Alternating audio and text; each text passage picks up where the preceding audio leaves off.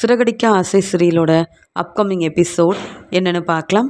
முத்து செஞ்ச உதவிக்காக அண்ணாமலை, மீனா, ரவி, ஸ்ருதின்னு எல்லாருமே முத்துவை பாராட்டி பேசினாலும் மனோஜ் இங்கே முத்துக்கிட்ட நீ வேணும்னே உதவி செய்கிற மாதிரி நீ நல்ல பேர் வாங்கணும்னு நினச்சிட்டு அங்கே உனக்கு சீதாவோட வீட்டுக்காரர் அந்த அருணை பிடிக்காததுனால அவருக்கு நல்ல பேர் கிடைக்கக்கூடாதுன்னே இப்படி நீ செஞ்ச மாதிரிலாம் இருக்குது. சொல்லப்போனால் உன்னை எல்லாரும் பாராட்டி பேசுகிறாங்க, ஆனால் அருணோட நிலைமை என்னாகுன்னு யோசிச்சு பார்த்தியா? அருண் தன்னுடைய வேலையை தான் பார்த்தாரு, ஆனாலும் அருணுக்கு தான் உன்னால் பிரச்சனை வரும்னு நினைக்கிறேன். உனக்கு நல்ல பேர் கிடச்சதுலாம் எனக்கு பெருசாக தெரியவே இல்லை. ஏன்னா எப்பயுமே மற்றவங்களுக்கு உதவி செய்யணுன்ற எண்ணம் உனக்கு இருக்குல்ல முத்து. அதனால் இப்போ மற்றவங்களுக்கு உதவி செய்கிறத விட்டுட்டு உன்னுடைய வேலையை பாரு. என்னைக்கும் நான் உன்னை பாராட்டி பேசவே மாட்டேன் அப்படின்னு சொல்கிறாரு மனோஜ். உடனே அண்ணாமலை, பாத்தியா விஜயா, ஒன்றை மாதிரியே தான் மனோஜும் பேசிகிட்டு இருக்கான் அப்படின்னு சொல்லும்போது, உண்மையை தானங்க மனோஜ் பேசுகிறான். நானும் சீதா அருணுக்கு தான் சப்போர்ட் பண்ணுவேன். ஏன்னா அருண் தன்னுடைய வேலையை தான் செஞ்சுருக்காரு. முத்து உதவி செஞ்சதுக்காக எல்லாரும் பாராட்டுறாங்கன்னு நாங்கள் ஏன் பாராட்டி பேசணும்? முத்துவுக்கு நல்ல பேர் கிடச்சிருச்சு. ஆனால் அருணோட நிலைமை என்னாகும்? இங்கே சீதா கிட்ட ஃபோன் பண்ணி கேட்டால் தானே தெரியும் அருண் இப்போ எவ்வளோ பிரச்சனையில் இருக்காருன்னு. அதனால் இந்த முத்து எல்லாருக்கும் உதவி செய்கிறத விட்டுட்டு அவன் வேலையை பார்த்தா அவன் குடும்பத்துக்கும் நல்லது, அவன் வீட்டுக்கும் நல்லது. அதை புரிஞ்சிக்காம இப்படி அடுத்தவங்களுக்கு உதவி செய்கிறதுனால நமக்கு மட்டும்தான் நல்ல பேர் கிடைக்கணும், எல்லாரும் நம்மளை பாராட்டி பேசணுன்றதுக்காகவே முத்து வேணும்னே இப்படி செய்கிற மாதிரி இருக்குது. அதனால் அருணுக்கு பிரச்சனை தான் வரப்போகுது.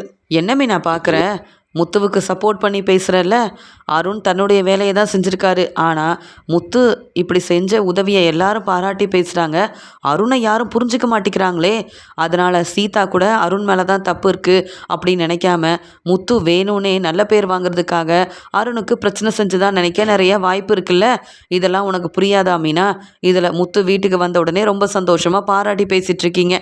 மனோஜ், உனக்கு வேறு வேலை இருந்தால் பாரு, இந்த முத்துக்கிட்ட இப்படி நம்ம பேச வேண்டிய அவசியமே கிடையாது, நீ வா மனோஜ் அப்படின்னு சொல்லும்போது மனோஜ் முத்துவை பார்த்து, ஆமாம்மா, இந்த முத்துவுக்கு வேறு வேலை இருந்திருந்தா தன்னுடைய வேலையை பார்ப்பான். ஆனால் நான் அப்படி இல்லைல்ல, பெரிய பிஸ்னஸ் செய்கிறேன். என்ன மாதிரி முத்துவால் முன்னேறி காட்ட முடியுமா? நல்ல பேர் வாங்கினா மட்டும் உனக்கு எல்லாரும் பாராட்டுவாங்க. மற்றபடி நீ வேலைக்கு போனாதான் வருமானம் வரும். அதனால் உன் வேலையை மட்டும் பார்க்குறியா? எல்லாரும் பெருமையாக பேசுகிறாங்கன்னு முத்துவும் மீனாவும் எவ்வளோ சந்தோஷப்படுறாங்க பாரு அப்படின்னு சொல்லிட்டு இப்படி ஏளனமாக பேசிட்டு, ரோகிணி நீ வா, நமக்கு நிறைய வேலை இருக்குது, நம்ம பிஸ்னஸை கவனிச்சாதான் நம்ம இவங்களை விட நல்லா முன்னேற முடியும் அப்படின்னு பேசிட்டு போக, உடனே முத்துவும், அப்பா நான் யாரையும் பாராட்டி பேச சொல்லலையேப்பா, இங்கே நல்ல பேர் கிடைக்கும், எல்லாரும் பாராட்டுவாங்க, நான் உதவி செய்யலப்பா. நீங்களும் பாட்டியும் எனக்கு சொல்லி கொடுத்துருக்கீங்க, உதவின்னு வந்தால் எல்லாருக்கும் உதவி செய்யணும், யாராவது கஷ்டப்படுறத பார்த்தா உதவி செய்யணும்னு. அந்த ஒரு யோசனையில் உதவி செஞ்சேன். இவங்க என்னை புரிஞ்சுக்கலனாலும் பரவாயில்ல, ஏன்பா மனோஜும் அம்மாவும் இப்படி ஏளனமாக பேசுகிறாங்க? நான் சந்தோஷமாக வீட்டுக்கு வந்தேன், ஆனால் எனக்கு இப்போ ரொம்ப மனசு வேதனையாக இருக்குது. நான் நல்ல பேர் கிடைக்கிறதுக்காக உதவி செய்யலைன்னு இவங்ககிட்ட சொல்லியும் என்னால் புரிய வைக்க முடியலையே அப்படின்னு ரொம்பவே யோசிக்கிறாரு முத்து. உடனே மீனா சொல்கிறாங்க, ஆமாங்க, இங்கே விஜயாத்தையும் மனோஜும் பேசினதுக்கு அப்புறமா தான் எனக்கே அருணுக்கு என்ன பிரச்சனை வந்ததோன்னு யோசனையாகவே இருக்குது. எப்படி இதெல்லாம் நான் சீதா கிட்ட பேசுகிறதுன்னு தெரியல அப்படின்னு சொல்லும்போது, அருண் தன்னுடைய வேலையை பார்த்தாரு, நான் அவங்களுக்கு உதவி செஞ்சேன், இதில் அருணுக்கு எப்படி பிரச்சனை வரும் மீனா அப்படின்னு கேட்கும்போது, இல்லைங்க, இவங்க எல்லாரும் அப்படி தானே பேசுகிறாங்க, நீங்கள் வேணும்னே அருணோட வேலைக்கு பிரச்சனை செய்யணும்னு இப்படி நல்ல பேர் வாங்கியிருக்கீங்கன்னு நம்ம வீட்டில் உள்ளவங்களே இப்படி பேசும்போது, சீதாவாக இருக்கட்டும், அருணோட அம்மானு எல்லாரும் நம்மளை தானங்க தப்பாக நினைப்பாங்க அப்படின்னு சொல்கிறாங்க மீனா. இதை கேட்டுட்டு அண்ணாமலை, என்னம்மா மீனா இப்படி பேசுகிற? முத்து எவ்வளோ பெரிய ஒரு நல்ல விஷயத்த செஞ்சுட்டு வீட்டுக்கு வந்திருக்கான். பாராட்டி பேச இங்கே விஜயாவுக்கும் பிடிக்கல, மனோஜுக்கும் பிடிக்கல. அவங்க முத்து மேலே உள்ள பொறாமையில் பேசிட்டு போகிறாங்க. நீ என்னடானா சீதாவை பற்றியும் சீதா வீட்டில் உள்ளவங்களை பற்றியும் யோசிக்கிறியே.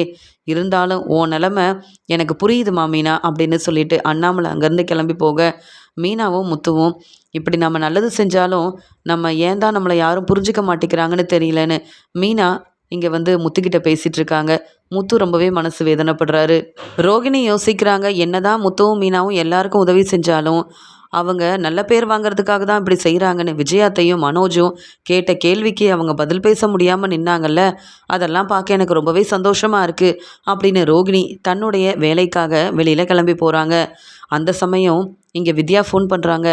என்ன ரோகிணி எப்படி இருக்கேன்னு கேட்க, நானே உன்னை வந்து பார்க்கணுன்னு நினச்ச வித்யா. இப்போ உன்னுடைய வாழ்க்கை எப்படி இருக்குன்னு சொல்லும்போது நான் ரொம்ப சந்தோஷமாக இருக்கேன். மீனா முத்துவால தான் எனக்கு இப்படி ஒரு நல்ல வாழ்க்கை கிடச்சிருக்கு அப்படின்னு பாராட்டி பேச, நீயும் அவங்கள பாராட்ட ஆரம்பிச்சிட்டியான்னு கேட்கும்போது, இல்லை ரோகிணி, நீ என் ஃப்ரெண்டு தான். ஆனால் நான் தான் உனக்கு உதவி செஞ்சுருக்கேன். நீ எனக்கு எப்பயும் உதவி செஞ்சதே இல்லை. உன்னை பற்றின உண்மையை இப்போ வரைக்கும் நான் சொல்லாமல் இருக்கிறதே பெருசு தான். ஆனால் வந்து மீனாவும் முத்துவும் அப்படி இல்லை. உன்னை பற்றி உண்மை எனக்கு தெரியணும்னு அவங்க எப்போவோ வந்து என்னை தேடி வந்திருக்காங்க. அவங்கக்கிட்ட நான் உண்மையை சொல்லவே இல்லை. ஆனாலும் எனக்காக அவங்க எவ்வளோ பெரிய உதவியெல்லாம் செஞ்சுருக்காங்கன்னு நினைக்கும்போது மீனா முத்துவை நினச்சா ரொம்பவே பெருமையாகவும் இருக்குது. முத்து செஞ்ச உதவியெல்லாம் நானும் பார்த்தேன். அவர்கிட்ட கண்டிப்பாக வந்து ஃபோன் பண்ணி நான் பாராட்டி பேசணுன்னு தான் நினைக்கிறேன் அப்படின்னு சொல்கிறாங்க வித்யா. அதானே பார்த்தேன். முத்து மீனாவை உனக்கு ரொம்ப பிடிக்கும். அதனால் நீ அவங்கக்கிட்டே பேச வேண்டியதானே, எதுக்கு எனக்கு ஃபோன் பண்ணேன்னு கேட்கும்போது, அதெல்லாம் ஒன்றும் இல்லை, உங்களெல்லாம் பார்க்கணும் போல் இருந்தது. சீக்கிரமாகவே நாங்கள் புது வீடு வாங்க போகிறோம் அப்படின்னு சொல்கிறாங்க. கேட்கவே சந்தோஷமாக இருக்குது வித்யா அப்படின்னு சொல்லிட்டு இருக்கும்போது, ஆமாம், உங்கள் அம்மா எங்கள் கல்யாணத்துக்கு வந்திருக்காங்க பார்த்தியான்னு சொல்ல, ஆமாம், நீ தானே அவங்கள பத்திரிக்கை வச்சு கண்டிப்பாக கல்யாணத்துக்கு வரணும்னு கூப்பிட்ருக்க. நானும் அவங்கள கல்யாணத்துக்கு வர வேண்டான்னு எவ்வளவோ சொன்னேன். என் பேச்சை கேட்கவே இல்லை. என் அம்மாவால் எனக்கு என் வாழ்க்கையில் பிரச்சனை வந்துடுமோன்னு ரொம்பவே பதட்டமாக இருக்குது வித்யா அப்படின்னு சொல்கிறாங்க ரோகிணி. என்ன சொல்கிறேன்னு கேட்கும்போது, அது வேறு ஒன்றும் இல்லை, இங்கே வந்து உன் கல்யாணத்தில் ஃபோட்டோ எடுத்தது எல்லாமே இங்கே வந்து செல்வம் தானே, அவர் தான் அங்கே கல்யாணத்தில் ஃபோட்டோவெல்லாம் முத்துவுக்கு கல்யாண ஃபோட்டோவை அனுப்பி வைக்க, என் அம்மாவும் கல்யாணத்துக்கு வந்ததை முத்துவும் மீனாவும் பார்த்துட்டாங்க. அதனால் முத்துவும் மீனாவும் இங்கே வந்து எங்கள் அம்மாவை பார்த்துட்டு, இவங்க யாருடைய சொந்தக்காரங்களாக இருப்பாங்க, கண்டிப்பாக இதை பற்றி முருகன்கிட்டையும் கேட்கணும், வித்யாக்கிட்டேயும் கேட்கணுன்னு, எப்படியாவது கிறிஷோட அம்மா யாருன்ற உண்மையை கண்டுபிடிக்கணும்னு 2 பேரும் யோசிக்க ஆரம்பிச்சிட்டாங்க. இந்த பிரச்சனைக்கெல்லாம் காரணம் என் அம்மா தானே. அவங்க மட்டும் உன் கல்யாணத்துக்கு வராமல் இருந்திருந்தா இப்படி யாருமே யோசிக்க மாட்டாங்கல்ல. எனக்கு மீனாவால் பிரச்சனை வரவே கூடாதுன்னு நான் என்னென்னவோ செய்கிறேன். ஆனால் நான் என்ன செஞ்சாலும் சரியா மீனா வந்து அவங்க வேலையை தான் பார்த்துட்ருக்காங்க. ஆனால் என்ன செய்ய, என் அம்மாவும் என்னை புரிஞ்சுக்க மாட்டேங்கிறாங்க. மறுபடியும் மீனாவும் முத்துவும் என் அம்மாவை பற்றி உன்கிட்ட கேட்டால் என்னை பற்றினா உண்மையை சொல்லிடாத வித்யா அப்படின்னு சொல்கிறாங்க. அப்படியா? உங்கள் அம்மா என் கல்யாணத்துக்கு வரணும்னு நானே ஆசைப்பட்டேன் ரோகிணி. அதனால் அவங்க வந்ததெல்லாம் நானும் பார்த்தேன். ஆனால் என்ன, எல்லாரும் முன்னாடியும் என்கிட்ட வந்து பேசாமல் என் கல்யாணத்தை பார்த்துட்டு உங்கள் அம்மா அப்படியே கிளம்பி போயிட்டாங்க. உன்னை விட அவங்களுக்கு என் மேலே அக்கறை இருக்குது. அதனால தான் என் கல்யாணத்துக்கு நீ வர வேண்டான்னு சொல்லியும் வந்திருக்காங்க. ஆனால் அவங்களால வந்து இப்போ மீனாவும் முத்துவும் இப்படிலாம் யோசிப்பாங்கன்னு நானே எதிர்பார்க்கலையே அப்படின்னு சொல்கிறாங்க வித்யா. அதுக்குடனே ரோகிணியும், நானும் தான் யோசிக்கல, எதிர்பார்க்கல. ஆனால் அவங்க இப்படி ஒவ்வொரு உண்மையாக கண்டுபிடிக்கணும்.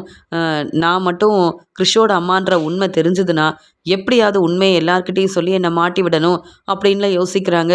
அப்படிப்பட்ட முத்து மீனா தான் உனக்கு பிடிக்கும், அவங்க மேலே தான் நீ ரொம்ப நம்பிக்கை வச்சுருக்கல்ல அப்படின்னு கேட்குறாங்க ரோகிணி. உடனே வித்யாவும், நீ பொய் சொல்லி ஏமாத்திருக்க. ஆனால் நான் அப்படி இல்லை.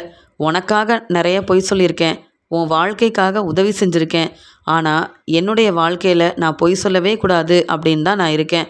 சொல்லப்போனால் உங்கள் அம்மா சொல்கிறதும் சரிதானே. சீக்கிரமாகவே உன்னை பற்றின உண்மையை சொல்லி கிறிஷை நீ உன் கூடவே கூப்பிட்டு போயிட்டேன்னா உங்கள் அம்மா எவ்வளோ சந்தோஷப்படுவாங்க. ஆனால் முத்து மீனாவால் மட்டும்தான் உனக்கு உதவி செய்ய முடியும்னு எனக்கும் தெரியும், உங்கள் அம்மாவுக்கும் தெரியும். ஆனால் நீ தான் அவங்கள புரிஞ்சிக்காமல் இப்படி பேசுகிறியே, இதுக்கு மேலே நான் என்ன செய்ய முடியும்? அவங்க உன்னுடைய அம்மாவை பற்றி என்கிட்ட கேட்டால் அவங்க யாருன்னு எனக்கு தெரியாதுன்னு நான் சொல்லிடுறேன், போதுமா? என்னால் உன் வாழ்க்கைக்கு எந்த பிரச்சனையும் வராது அப்படின்னு சொல்லிகிட்ருக்க. எனக்கு தெரியும் வித்யா, இருந்தாலும் இதெல்லாம் நான் உன்கிட்ட சொல்லணும்ல. ஏற்கனவே வீட்டில் நிறைய பிரச்சனை. இந்த மீனா கூட நல்ல பிஸ்னஸ் செய்கிறாங்க, பூ கொடுக்க போகிறா, டெக்கரேஷன் ஆர்டர் செய்கிறா, புது பிஸ்னஸ் செஞ்சு நல்லபடியாக முன்னேறி வரா. ஆனால் ஒன்றால் சரியாக சம்பாதிக்கவே முடியல. ஒன்னால் இப்போ பிஸ்னஸ் ஆரம்பிக்க முடியுமான்னு என் மாமியார் என்னை கேள்விக்கு மேலே கேள்வி கேட்குறாங்க. எனக்கு வீட்டில் அவ்வளோ பிரச்சனை. ஆனால் எங்கள் அம்மாவும் உன்னுடைய கல்யாணத்துக்கு வந்ததால் மறுபடியும் கிறிஷ் தான் என்னுடைய பையன்ற உண்மை தெரிஞ்சிருமோன்னு ரொம்பவே பதட்டமாக இருந்தேன். அதான் நான் உன்கிட்ட இப்படிலாம் நான் பேசினேன்னு சொல்ல, அதான் சொல்லிட்டேன்ல, நான் இப்போ என் வாழ்க்கையில் ரொம்ப சந்தோஷமாக இருக்கேன். உன்னை நான் என்றைக்கும் மாட்டி விடவே மாட்டேன், உன்னை பற்றின உண்மையை நான் சொல்லவும் மாட்டேன், போதுமா அப்படின்னு சொல்கிறாங்க. சரி வித்யா, நானும் பார்லருக்கு வந்துட்டேன், இருக்கிற வேலையை பார்க்குறேன். ஏன்னா சம்பாதிக்கிற பணத்தை அப்படியே என் மாமியார்கிட்ட கொடுக்கணும்ல அப்படின்னு சொல்லும்போது, சரி உன் வேலையை பாரு, அப்புறமா நான் வந்து உன்னை பார்க்குறேன் அப்படின்னு வித்யா சொல்லிவிட்டு ஃபோனை வைக்கிறாங்க. இங்கே அருண் யார்கிட்டேயும் பேசாமல் முத்துவால் எனக்கு இவ்வளோ பிரச்சனை வருதுன்னு யோசிக்கும்போது இங்கே அருணோட நிலைமையை புரிஞ்சுக்கிட்டு அருணோட அம்மா, என்னாச்சு அருண், நீ சரியாக சாப்பிடவும் மாட்டிக்கிற, இப்படியே யோசனை பண்ணிக்கிட்டே இருக்கிறியே, நீ வெளியில் வா, நம்ம கோயிலுக்கு போயிட்டு வருவோம் அப்படின்னு சொல்கிறாங்க. அதெல்லாம் வேண்டாமான்னு சொல்லும்போது, நீ கிளம்பு, நம்ம போயிட்டு வருவோன்னு சொல்லிட்டு இவங்க 2 பேரும் கோயிலுக்கு கிளம்பி வராங்க. சந்திராவோட கடைக்கு வராமல் அவங்கக்கிட்ட பேசாமல் கோயிலுக்கு போகிறத இங்கே சந்திரா பார்த்த உடனே, சம்மந்தியும் மாப்பிள்ளையும் எப்பயும் நம்மக்கிட்ட பேசாமல் இங்கே வரவே மாட்டாங்க, ஆனால் என்கிட்ட பேசாமல் இப்போ கோயிலுக்கு போகிறாங்க, என்னன்னு தெரியலன்னு பூ கடையில் இருந்த சந்திராவும், சம்மந்தி நில்லுங்களேன், நான் உங்ககிட்ட பேசணும் அப்படின்னு சொல்கிறாங்க. உடனே அருணோட அம்மாவும், என்ன சம்மந்தி, என்ன பேச வேண்டியது இருக்குன்னு கேட்க, இல்லை நீங்கள் என்னை பார்த்துட்டு பார்க்காத மாதிரி வந்தீங்க, அதனால தான்.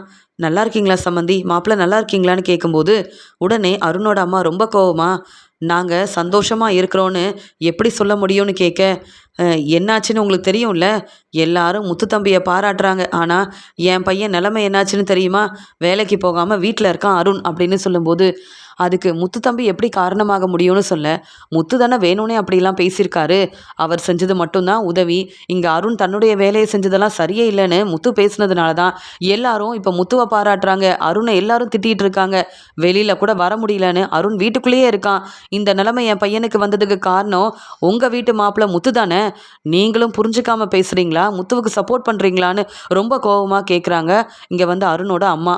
உடனே சந்திரா பேசுகிறாங்க, நான் யாருக்கும் சப்போர்ட் பண்ணலை, ஏன்னா எனக்கு முத்து தம்பி என் வீட்டுக்கு எவ்வளோ முக்கியமோ அதே மாதிரி அருண் மாப்பிள்ளை மேலேயும் எனக்கு அக்கறை இருக்குது, நீங்கள் இப்படி பேசுகிறத என்னால் ஏற்றுக்க முடியல, முத்து தம்பி வந்து உதவி செஞ்சதால் எல்லாரும் பாராட்டி பேசுகிறாங்க, இங்கே அருணும் வந்து அவருடைய வேலையை தான் செஞ்சுருக்காரு, இருந்தாலும் அந்த அம்மாவை முதல்ல காப்பாற்றிருந்தா எல்லாரும் அருணையும் பாராட்டி பேசியிருப்பாங்கல்ல அப்படின்னு சொல்லும்போது, நீங்களும் முத்துவுக்கு தான் சப்போர்ட் பண்ணுறீங்க, பாத்தியா அருண், இந்த வீட்டில் யாருமே உன்னை புரிஞ்சுக்க மாட்டேங்கிறாங்க, நான் மட்டும்தான் உனக்கு சப்போர்ட் பண்ணுறேன், சீதாவாக இருக்கட்டும், இங்கே சம்மந்தியாக இருக்கட்டும், முத்து மாப்பிள்ளை தான் உதவி செய்கிறாரு, அவர் எல்லாருக்கும் நல்லது செய்கிறாருன்னு சொல்கிறாங்களே தவிர்த்து, நீ உன்னுடைய வேலையை பொறுப்பாக தான் செஞ்சேன்னு யாருமே புரிஞ்சுக்க மாட்டேங்கிறாங்களேன்னு கேட்க, அப்படி அருண் பொறுப்பாக வேலையை பார்த்துருந்தா ஏன் அவரை வீட்டுக்கு அனுப்ப போகிறாங்க, ஏன் வேலைக்கு வர வேண்டாம்னு சொல்ல போகிறாங்கன்னு சந்திராவும் முத்துவுக்கு சப்போர்ட் பண்ணி கேட்க, இங்கே அருண் ரொம்ப கோவமா, இதுக்கு தாமா சொன்னேன் நான் எங்கேயும் வரலன்னு, நீங்கள் தான் என்னை கூப்பிட்டு வந்தீங்க, என் மாமியார் கூட என்னை கேள்வி கேட்குறாங்க, முத்துவுக்கு சப்போர்ட் பண்ணுறாங்க, நான் இவங்க கிட்டலாம் எதுக்கு பதில் சொல்லணும், நான் கிளம்புறேம்மா அப்படின்னு அருண் சந்திரா கேட்ட கேள்விக்கு பதில் பேச முடியாமல், முத்துவால் தான் எனக்கு பிரச்சனை வந்திருக்கு, ஆனால் எல்லாரும் முத்துவை பாராட்டுறாங்களேன்ற கோவத்தில் அங்கேருந்து கிளம்பி போக, உடனே இங்கே அருணோட அம்மா சந்திரா கிட்டே சொல்கிறாங்க, போதும் சம்மந்தி, இதுக்கு மேலே நீங்கள் என் பையனை கேள்வி கேட்காதீங்க, பார்த்தீங்கல்ல இங்கே அருண் வந்து கோவப்பட்டுட்டு கிளம்பிட்டான், இதுக்காக தான் எங்ககிட்ட பேச வந்தீங்களா, நாங்கள் உங்களை பற்றி புரிஞ்சுக்கிட்டு தான் உங்ககிட்ட பேச வேண்டாம்னு நினச்சோம், நீங்கள் தேவையில்லாமல் கேள்வி கேட்டு என்னை மட்டும் இல்லை என் பையனையும் தலைகுனிய வச்சிட்டீங்க, இனி எங்ககிட்ட பேச வேண்டாம் சம்மந்தி அப்படின்னு சொல்லிட்டு அருணுக்காக சப்போர்ட் பண்ண அவங்க அம்மாவும் உடனே அங்கேருந்து கிளம்புறாங்க.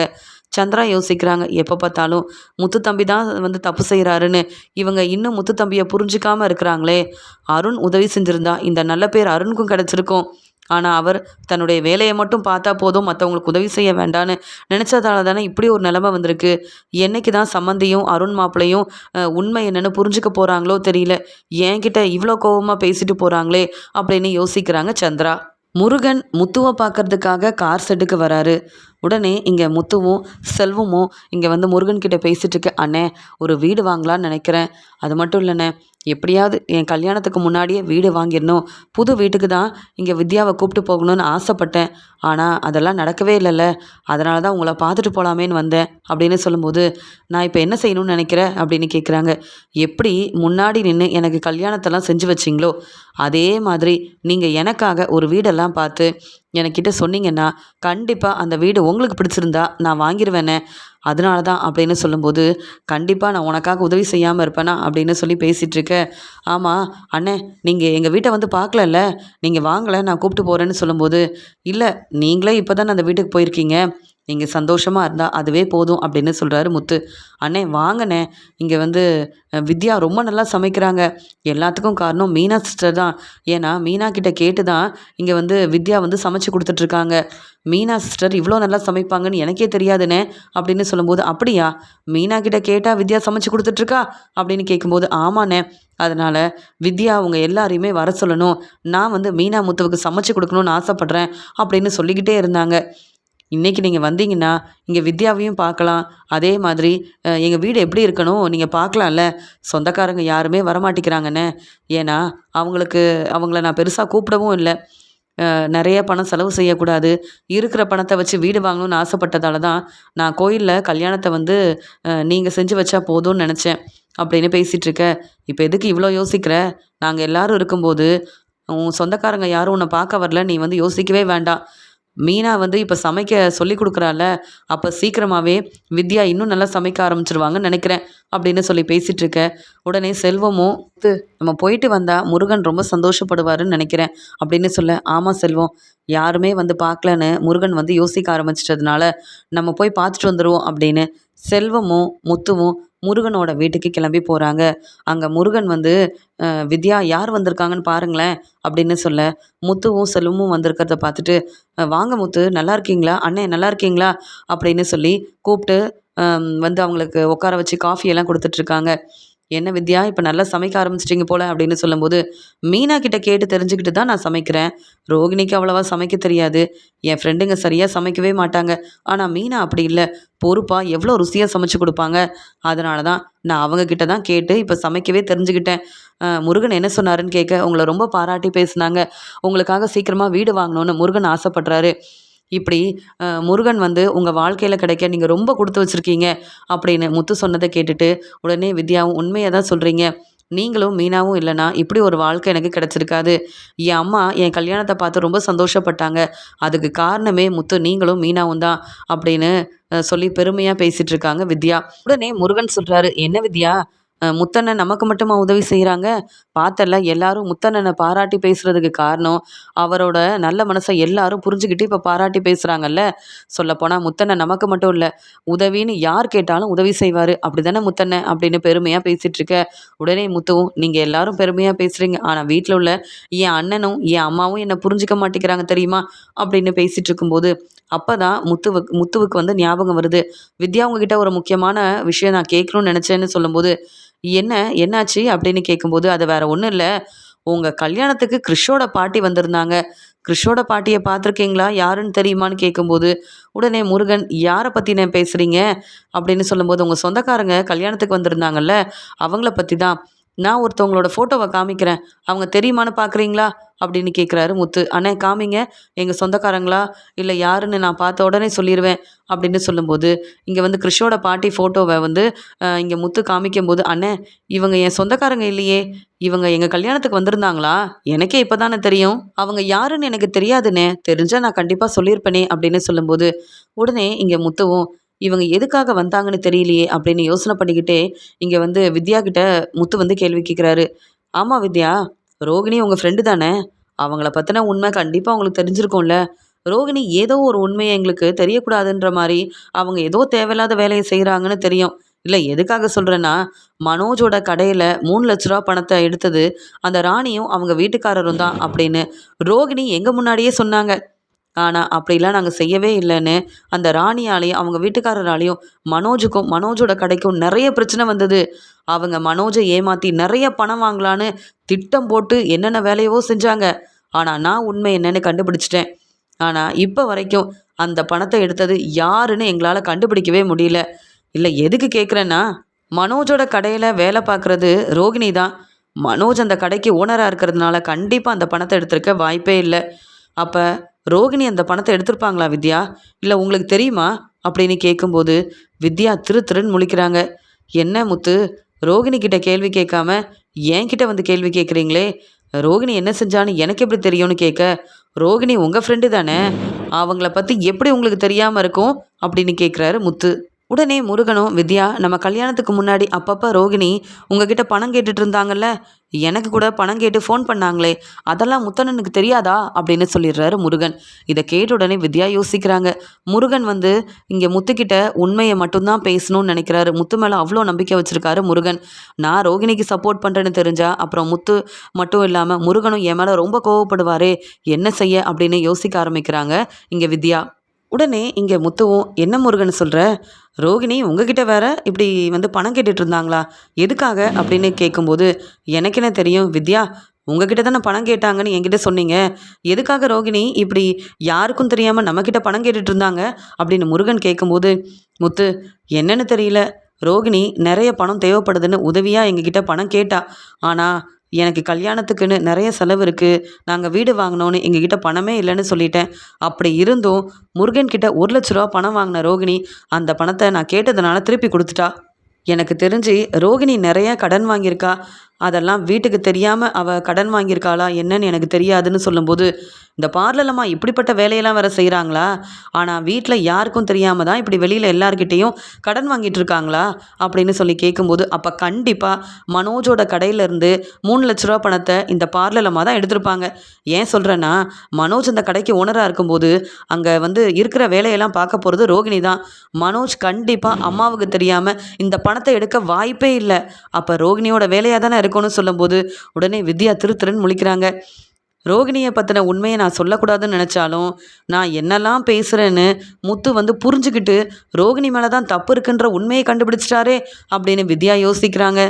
உடனே வித்யாவும் அதை பற்றி எனக்கு தெரியாது முத்து, வேணும்னா நீங்கள் ரோகிணிக்கிட்ட இதை பற்றி கேட்டு பாருங்களேன். ஏன்னா ரோகிணி பணம் எடுக்கும்போது நான் ஒன்றும் அங்கே இல்லையே. ரோகிணி கடையில் மனோஜோட கடையில் பொறுப்பாக வேலையை பார்க்குறான்னு எனக்கு தெரியும். ஆனால் அந்த பணத்தை எடுத்தாங்களா இல்லையான்னு நான் பார்க்கல, எனக்கு தெரியாது. வேணும்னா ரோகிணிக்கிட்ட கேட்டு பாருங்க, கண்டிப்பாக ரோகிணி உண்மையை மட்டும்தான் சொல்வா அப்படின்னு ரோகிணிக்கு சப்போர்ட் பண்ணுற மாதிரி பேசுகிறாங்க வித்யா. உடனே முத்து சொல்கிறாங்க, இப்போவும் எனக்கு தெரியும் வித்யா, நீங்கள் ரோகிணிக்கு சப்போர்ட் பண்ணுறீங்க. ஆனால் எனக்கு தெரியும் அந்த பணத்தை எடுத்தது ரோகிணி தான்னு. ஏற்கனவே பார்லம்மா மேலே எனக்கு சந்தேகமாக தான் இருந்தது. மனோஜ் தான் தேவையில்லாமல் சப்போர்ட் பண்ணிகிட்டு இருந்ததுனால என்னால் உண்மையை சொல்ல முடியாமல் இருந்தது. நீங்கள் இப்போ பேசுகிறதுலே தெளிவாக புரிஞ்சுக்கிட்டேன். எனக்கு ரோகிணி மேலே தான் சந்தேகமாக இருக்குன்னு கண்டிப்பாக வீட்டில் உள்ள எல்லாருக்கிட்டையும் சொல்ல தான் போகிறேன் அப்படின்னு சொல்லும்போது, முத்து நான் சொல்கிறேன் தப்பாக நினைக்காதீங்க. ரோகிணி அந்த பணத்தை எடுத்திருக்க நிறைய வாய்ப்பு இருக்குது. ஆனாலும் அந்த பணத்தை ரோகிணியால் இப்போ எப்படி திருப்பி தர முடியும்? மனோஜோட பணம் தானே. ரோகிணி அந்த பணத்தை எடுக்க இங்கே ரோகிணிக்கு உரிமை இல்லையா என்ன அப்படின்னு கேட்கும்போது, பணத்தை எடுக்கலாங்க, ஆனால் மனோஜுக்கு தெரியாமல் எடுக்கக்கூடாதுல்ல. கடையில் உள்ள பணமாச்சே, மனோஜ்கிட்ட கேட்டு அந்த பணத்தை ரோகிணி எடுத்துருக்கலாம்ல. ஆனால் ரோகிணி அப்படி செய்யலையே. பணத்தை எடுத்திருந்தாலும் அந்த உண்மை யாருக்கும் தெரியக்கூடாதுன்னு தானே பொய் சொல்லி ஏமாத்திட்டு இருந்ததுனால அந்த ராணியும் அவங்க வீட்டுக்காரரும் நிறைய பிரச்சனை செஞ்சாங்க அப்படின்னு முத்து பேசிகிட்டு இருக்க உடனே வித்யா யோசிக்கிறாங்க, இன்னைக்கு ரோகிணி கிட்ட கண்டிப்பாக முத்து கேள்வி கேட்க போகிறாரு. ரோகிணி வசமாக மாட்டிக்க போகிறா.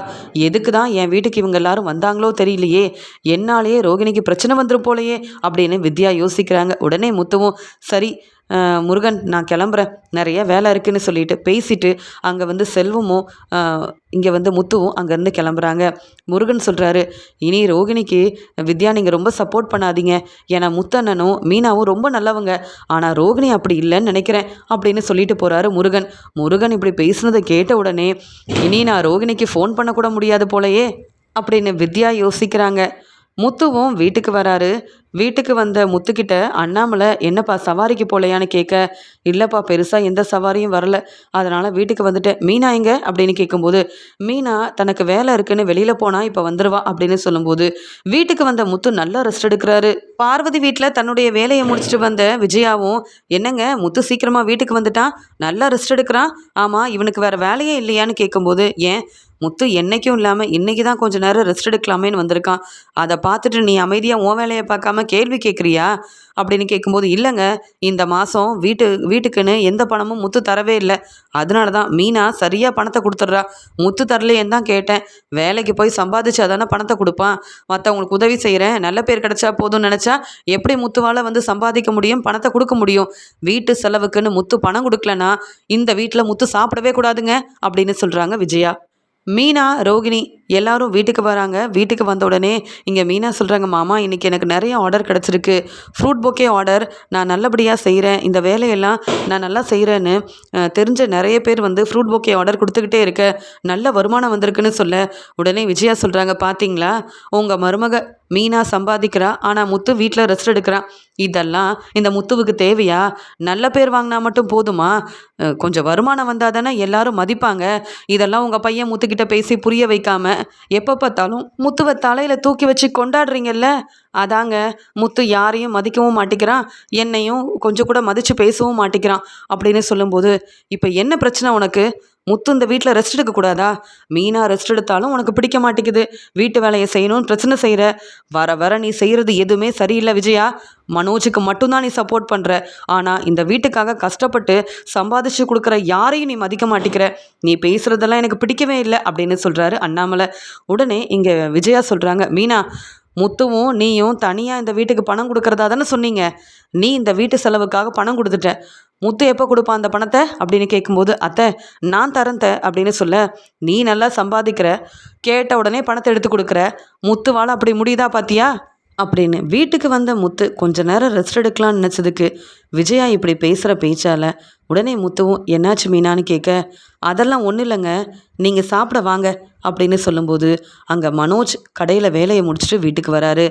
உடனே அம்மா நானும் சீக்கிரமாக சாப்பிட்டுட்டு ரெஸ்ட் எடுக்க போகணுமா அப்படின்னு சொல்லும்போது, முத்து நீ பொறுமையாக இரு, நல்லா ரெஸ்ட் எடு, முதல்ல வேலைக்கு போயிட்டு வந்தவங்க சாப்பிடட்டும் அப்படின்னு சொல்லும்போது மீனா கேள்வி கேட்குறாங்க, அத்தை என்ன பேசுகிறீங்க? வீட்டில் ரெஸ்ட் எடுத்தால் சாப்பிடவே கூடாதான்னு கேட்க, வீட்டுக்குன்னு தர வேண்டிய பணத்தை கொடுக்க வேண்டாமா? மனோஜாக இருக்கட்டும், ரோகிணியாக இருக்கட்டும், கேட்காம அந்த பணத்தை கொடுக்குறாங்க அப்படின்னு சொல்லும்போது முத்து ரொம்பவே மனசு வேதனைப்படுறாரு. சவாரிக்கு போகிறேன்னு நானும் கிளம்பி போகிறேன் மீனா, ஆனால் சவாரி வந்தால் தானே எனக்கு வேலை இருக்கும். அது மட்டும் இல்லாமல் நான் எப்பயுமே வீட்டுக்கு என் பணத்தை முன்னாடியே கொடுத்துருவேன்.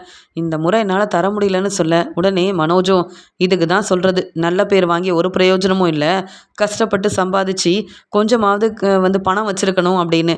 நீ தான் பணத்தை சேர்த்து வைக்கிறல்ல, அப்போ வீட்டு செலவுக்காக அந்த பணத்தை கொடுக்க வேண்டியதானே. 2 பேரும் நல்லா சம்பாதிக்கிறதா சொல்கிறீங்க, நிறைய ஆர்டர் கிடைக்கிறதா மீனாவும் பெருமையாக பேசுகிறாங்க. அப்புறம் ஓ நிலைமை ஏன் இப்படி இருக்கு முத்து? எங்கள் எல்லாரும் ஏளனமாக பேசுவல்ல, ஆனால் என்னைக்கும் உன்னால் எங்களை மாதிரி முன்னேறவும் முடியாது, சம்பாதிச்சு காட்டவும் முடியாதுன்னு நான் சொல்கிறதெல்லாம் சரியாயிருச்சு பார்த்தியா? அதான் அம்மா இந்த வீட்டில் உனக்கு நீ சாப்பிடக்கூடாது, ரெஸ்ட் எடுக்கக்கூடாதுன்னு கேள்விக்கு மேலே கேள்வி கேட்குறாங்க. உன்னால் பதில் பேச முடியுதா பாரு அப்படின்னு சொல்கிறாரு மனோஜ். மனோஜ் முத்துவை இப்படி ஏளனமாக பேசின உடனே மீனா ரொம்ப கோவமாக மனோஜை கேள்விக்கு மேலே கேள்வி கேட்குறாங்க. போதுங்க, என்ன இருந்தாலும் முத்து உங்களுடைய தம்பி. உங்களுக்கு ஒரு பிரச்சனைனா உங்கள் தம்பி முத்து தாங்க உங்கள் கூட வந்து நிற்கிறாரு, உங்களுக்கு உதவி செய்கிறாரு. அதெல்லாம் புரிஞ்சுக்காம எங்களையே கேள்வி கேட்குறீங்களான்னு கேட்குறாங்க மீனா. உடனே முத்து சொல்கிறாங்க, மீனா நீ பொறுமையாக இரு மீனா, நான் ஏற்கனவே மனோஜ்கிட்ட நிறைய பேசணும் தான் வீட்டுக்கு வந்தேன். என்ன செய்ய, கொஞ்சம் ரெஸ்ட் எடுக்கணும்னு நினச்சேன், அதெல்லாம் தப்புன்னு அம்மா சொல்கிறாங்கல்ல. இப்போ நான் இவங்கக்கிட்ட சொல்ல போகிற உண்மையெல்லாம் கேட்டுட்டு இவங்க எல்லாரும் பதில் பேசாமல் நிற்க போகிறாங்க மீனா அப்படின்னு சொல்கிறாரு முத்து. என்ன சொல்கிறீங்க, எனக்கு ஒன்றுமே புரியலையேன்னு கேட்க, மனோஜ் இவ்வளோ பேசுகிறியே, உன்னுடைய கடையில் என்ன நடக்குன்னு கூட தெரியாமல் இருக்கிற நீ எல்லாம் என்னை கேள்வி கேட்கலாமா அப்படின்னு கேட்குறாரு முத்து.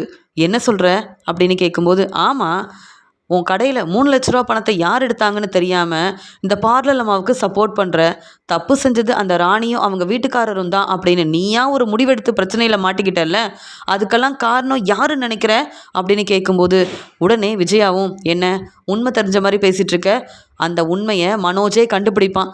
என் பையன் மனோஜ் பெரிய புத்திசாலி, அதனால் அவனோட வேலையில் நீ தலையிட வேண்டாம், அவனுடைய பிஸ்னஸை பற்றி உனக்கு என்ன தெரியும் அப்படின்னு கேட்குறாங்க இங்கே விஜயா முத்துக்கிட்ட. உடனே முத்து ரொம்ப கோவமாக, ஆமாம் மனோஜை பற்றி உங்களுக்கு தானே தெரியும், ஆனால் தன்னுடைய கடையில் என்ன நடக்குது, யார் அந்த 3 லட்ச ரூபா பணத்தை எடுத்தாங்கன்னு இப்போ வரைக்கும் கண்டுபிடிக்காமல் இருக்கிற மனோஜ் உங்களுக்கு பெரிய புத்திசாலியாக தெரிகிறானா அப்படின்னு சொல்லி கேட்கும்போது, தேவையில்லாமல் மனோஜை பற்றி பேசாத அப்படின்னு விஜயா சொல்லும்போது, அப்படி தான் பேசுவேன், என்னை ஏளனமாக பேசும்போது அமைதியாக பொறுமையாக இருந்தீங்கல்ல, என்ன மனோஜ் கேள்வி கேட்கும்போது அமைதியாக இருந்த நீங்கள் இப்போ என்கிட்டையும் நீங்கள் எதுவுமே பேசக்கூடாது, நீங்கள் அமைதியாக தான் இருக்கணும், நான் பேசுகிறத கவனமாக கேளுங்க. என்ன பார்லலம்மா, பணத்தை எடுத்துகிட்டு ஒன்றும் தெரியாத மாதிரி நிற்கிறீங்கன்னு சொல்ல, என்ன முத்து நீங்கள் பொய் சொல்லிகிட்டு இருக்கீங்க, இப்போ உங்களுக்கு ஏதாவது ஒரு பிரச்சனை செய்யணும்னு தேவையில்லாமல் என்ன மாட்டி விடணும்னு நினைக்கிறீங்களா? நான் எப்படி மனோஜோட கடையிலேருந்து பணத்தை எடுப்பேன், உங்களுக்கு எப்படி தெரியும், நீங்கள் ஏன் தேவையில்லாமல் இப்படிலாம் பிரச்சனை செய்கிறீங்கன்னு ரோகிணி ரொம்ப பதட்டமாக கேள்வி கேட்க, உடனே மீனா சொல்கிறாங்க, எப்படிங்க உங்களுக்கு இந்த உண்மை தெரியும் அப்படின்னு கேட்ட உடனே, எல்லாம் ரோகிணியோட ஃப்ரெண்டு வித்யா உண்மையை சொல்லிட்டாங்கல்ல அப்படின்னு சொல்லும்போது, என்னது வித்யா உண்மையை சொல்லிட்டாளா, அப்போ நான் தான் மனோஜோட கடையிலேருந்து 3 லட்ச ரூபா பணத்தை எடுத்தேன்னு வித்யாவே சொல்லிட்டாளா, இப்படி வித்யா செய்வான்னு நான் எதிர்பார்க்கவே இல்லையே. முத்துவும் மீனாவும் என்னை பற்றின உண்மையை தெரிஞ்சுக்கணுன்னு உன்னை தேடி வந்தாலும் நீ உண்மையை சொல்லாதன்னு வித்யா கிட்ட எவ்வளவோ ஃபோனில் சொன்னேனே, ஆனால் வித்யா இப்படி என்னை மாட்டி விடுவா, உண்மையை சொல்லுவா அப்படின்னு நான் நினைக்கவே இல்லைன்னு ரோகிணி அதுக்கு மேலே பேசாமல் உடனே இங்கே திருன்னு முழிக்கிறாங்க. முத்து கேள்வி கேட்குறாரு, என்ன பார்லலம்மா, நான் கேள்வி கேட்டுக்கிட்டே இருக்கேன், நீங்கள் பதில் பேசாமல் தலை குனிஞ்சு நிற்கிறீங்க, இவ்வளோ நேரம் என்னென்னவோ பேசுனீங்களே, நீங்களும் மனோஜும் என்ன கேள்விக்கு மேலே கேள்வி கேட்டிங்களே, இப்போ பதில் பேச முடியலல்ல? என்ன செஞ்சீங்க அந்த 3 லட்ச ரூபா பணத்தை அப்படின்னு கேட்கும்போது, முத்து என்ன சொல்கிறீங்க அப்படின்னு கேட்கும்போது, நான் உண்மையை சொல்கிறேன் அப்படின்னு சொல்ல, உடனே விஜயாவும் நான் அப்போவே சந்தேகப்பட்டேன் இந்த ரோகிணி தான் அந்த பணத்தை எடுத்திருப்பான்னு. ஆனால் முத்து இப்போ உண்மையை கண்டுபிடிச்சிட்டான். மனோஜ் பாத்தியா, உனக்கு உதவி செய்கிறேன்னு சொல்லி அந்த கடைக்கு வந்த ரோகிணி, நீ வந்து கஷ்டப்பட்டு சம்பாதிச்ச பணத்தை எடுத்தது மட்டும் இல்லாமல் பணத்தை எடுத்தது யாருன்னே தெரியலன்னு பொய் சொல்லி ஏமாத்திருக்கா. ஏற்கனவே பெரிய பணக்கார வீட்டு பொண்ணுன்னு பொய் சொன்ன ரோகிணி மறுபடியும் மறுபடியும் நம்மளை வந்து எப்படிலாம் ஏமாத்திருக்கா பாரு அப்படின்னு சொல்கிறாங்க விஜயா. உடனே மனோஜ் ரொம்ப கோவமா, என்ன ரோகிணி என்ன நடக்குது, நீயும் பதில் பேசாமல் நிற்கிற? அப்போ முத்து சொல்கிறது எல்லாமே உண்மை. கடையில் இருந்த 3 லட்ச ரூபா பணத்தை நீ தான் எடுத்தியா? அதுக்காக தான் போலீஸ்கிட்ட நான் உதவி கேட்க போகிறேன். போலீஸ் வந்தாங்கன்னா கண்டிப்பாக உண்மையை கண்டுபிடிச்சிருவாங்கன்னு நான் சொன்னப்போ அதெல்லாம் வேண்டவே வேண்டான்னு நீ வந்து உன்னுடைய முடிவை சொன்னியே, அதுக்கு காரணம் நீ தான் அந்த பணத்தை எடுத்திருக்க அப்படி தானே அப்படின்னு கேள்வி கேட்கும்போது, இல்லை மனோஜ் என்னை புரிஞ்சுக்கோ, நான் வேணும்னே அப்படி செய்யலை மனோஜ்னு சொல்லும்போது, பணத்தை எடுத்தியா இல்லையா, தெளிவாக உண்மையை மட்டும் பேசு அப்படின்னு சொல்ல, உடனே இங்கே வந்து முத்து சொல்கிறாங்க, அதான் உங்கள் ஃப்ரெண்டு உண்மையை சொல்லிட்டாங்கல்ல, அப்புறம் எதுக்காக பார்லலம்மா ரொம்ப பதட்டமா, எப்படி உண்மையை மறைக்கலாம், இவங்ககிட்ட எப்படி உண்மையை சொல்லாமல் இருக்கலாம்னு யோசிக்கிறீங்க? உண்மையை சொல்கிறீங்களா இல்லை நான் போலீஸை வர வைக்கட்டுமா அப்படின்னு முத்து கேள்வி கேட்ட உடனே ரோகிணி அழுதுகிட்டே இங்கே வந்து விஜயாக்கிட்டேயும் மனோஜ்கிட்டேயும் மன்னிப்பு கேட்குறாங்க. ஆமாம், நான் தான் அந்த பணத்தை எடுத்தேன். எனக்கு கொஞ்சம் பணம் தேவைப்பட்டது. மனோஜ்கிட்ட கேட்க முடியாதுன்றதுக்காக என்ன செய்யன்னு தெரியாமல் அந்த பணத்தை நான் தான் எடுத்தேன். போதுமா? அதுக்காக நீங்கள் போலீஸை வர வைக்கவும் வேண்டாம். நான் தான் உண்மையை சொல்லிட்டேன்ல, அந்த பணத்தை எப்படியாவது திருப்பி தந்துடுவேன் முத்து. நீங்கள் தேவையில்லாமல் என்னுடைய பிரச்சனையில் தலையிட்டு இப்படி என்னை மாட்டி விட்டுட்டீங்களே முத்து அப்படின்னு கேட்கும்போதே விஜயா ரோகிணியை பலார் பலார்னு வெளுத்து வாங்குறாங்க. முத்துவை ஏன் கேள்வி கேட்குற? இவ்வளோ நேரம் முத்துக்கிட்ட நான் தான் தேவையில்லாமல் பேசிட்டேன்னு நினைக்கிறேன். ஆனால் இங்கே வந்து மனோஜுக்கு ஒரு பிரச்சனைனா முத்து தான் வந்து முதல்ல சப்போர்ட் பண்ணுறான். அதனால் உண்மையை கண்டுபிடிச்ச முத்துக்கிட்டே நீ கேள்வி கேட்குறியான்னு ரோகிணியை வெளுத்து வாங்குறாங்க விஜயா. உடனே முத்து சொல்கிறாங்க, பாத்தியா மனோஜ், யாரை நம்பணும்னு கூட தெரியாமல் ரோகிணியை நம்பி ஏமாந்து போய் நிற்கிற. ஆனால் விஜயா அம்மா வந்து உண்மை தெரிஞ்ச உடனே வெளுத்து வாங்குறாங்க. ஆனால் நீ என்ன இப்படியே பார்த்துட்ருக்கன்னு கேட்கும்போது, வித்யா என்கிட்ட ரோகிணியை பற்றின உண்மையை சொல்லவே இல்லை. பணத்தை ரோகிணி எடுத்தாளான்னு எனக்கு தெரியாதுன்னு தான் சொன்னாங்க. ஆனால் வித்யா உண்மையை சொல்லிட்டாங்கன்னு நான் சொன்ன உடனே இப்போ வந்து ரோகிணி உண்மையை சொல்லிட்டாங்க பாத்தியா அப்படின்னு முத்து வந்து வித்யா உண்மையை சொல்லலை, ரோகிணிக்கிட்ட இருந்து எப்படியாவது உண்மையை வர வைக்கணுன்றதுக்காக தான் நான் தான் பொய் சொன்னேன்னு சொல்லி சொன்ன உடனே ரோகிணி வந்து ரொம்ப கோபமாக முத்துவை பார்க்குறாங்க. என்ன பார்லலம்மா, என்ன பார்க்குறீங்க? எப்போ மனோஜோட பணத்தை திருப்பி தருவீங்க? ஆமாம், அந்த பணத்தை எடுத்து என்ன செஞ்சீங்க அப்படின்னு கேள்வி கேட்க, முத்து வேண்டாம் முத்து, தேவையில்லாமல் பிரச்சனை செய்கிறீங்க முத்துன்னு சொல்லும் போதே, போதும் பார்லலம்மா, செய்கிற தப்பெல்லாம் செஞ்சுட்டு மனோஜை ஏமாத்துற மாதிரியே எங்ககிட்டையும் எப்படிலாம் நடித்து ஏமாத்துனீங்க. மனோஜ் உங்களை நம்பலாம், நாங்கள் நம்புவோமா? ஏற்கனவே உங்கள் மேலே தான் எனக்கு சந்தேகமாக இருந்தது. அதான் வித்யாவை பார்க்க போகிற மாதிரி போயிட்டு பேசும்போதே அவங்கக்கிட்ட கேட்டதுக்கு உங்கள் ஃப்ரெண்டாச்சே, அவங்க எப்படி உண்மையை சொல்லுவாங்க? ஆனால் அவங்க உண்மையை சொல்லவே இல்லை. அப்போ தான் யோசித்தேன், நீங்களாக இந்த உண்மையை சொன்னால் நல்லா இருக்குமேன்னு யோசிச்சு நான் வேணும்னே அதனால தான் இப்படி பேசினேன் அப்படின்னு சொன்ன உடனே தலை குனிஞ்சு நிற்கிறாங்க ரோகிணி. உடனே மீனா சொல்கிறாங்க, பார்த்தீங்களா, இந்த வீட்டிலையே மனோஜ் தான் பெரிய புத்திசாலின்னு பேசுனீங்கல்ல, என் வீட்டுக்காரர் தான் உண்மையை கண்டுபிடிச்சிருக்காரு. இப்போ புரியுதா யார் புத்திசாலின்னு அப்படின்னு மனோஜை பார்த்து இங்கே மீனா வெளுத்து வாங்குறாங்க. எப்போ பார்த்தாலும் இங்கே வந்து என் வீட்டுக்காரருக்கு சம்பாதிக்க தெரியாது, சரியாக வந்து வீட்டுக்காக பணம் கொடுக்க முடியாதுன்னு, இந்த வீட்டில் சாப்பிடவே கூடாதுன்னு என்னென்ன பேசுனீங்க விஜயாத்த. இப்போ பார்த்தீங்களா, உங்கள் பையன் மனோஜ் வந்து ரோகிணி மேலே உள்ள நம்பிக்கையில் அவங்க தான் கடையில் பணம் எடுத்தாங்கன்ற உண்மையை கூட கண்டுபிடிக்காம ரோகிணி சொல்கிறது எல்லாமே உண்மைன்னு நம்பிட்டு இருந்தாரே, அவரை தானே இப்போ பாராட்டி பேசிகிட்டு இருந்தீங்க. இப்போ புரியுதா ரோகிணியோட லட்சணம் என்னன்னு அப்படின்னு முத்துவும் மீனாவும் மனோஜையும் இங்கே விஜயாவையும் கேள்விக்கு மேலே கேள்வி கேட்டது மட்டும் இல்லாமல் உண்மை என்னன்னு புரிய வச்சதால இங்கே மனோஜும் விஜயாவும் தலை குனிஞ்சு நிற்கிறாங்க. உடனே விஜயா, இப்படி நான் தலை குனிஞ்சு நிற்கிறதுக்கு காரணமே நீ தானே, அந்த பணத்தை எதுக்காக எடுத்த? 3 லட்ச ரூபா பணத்தை எப்போ திருப்பி தருவ?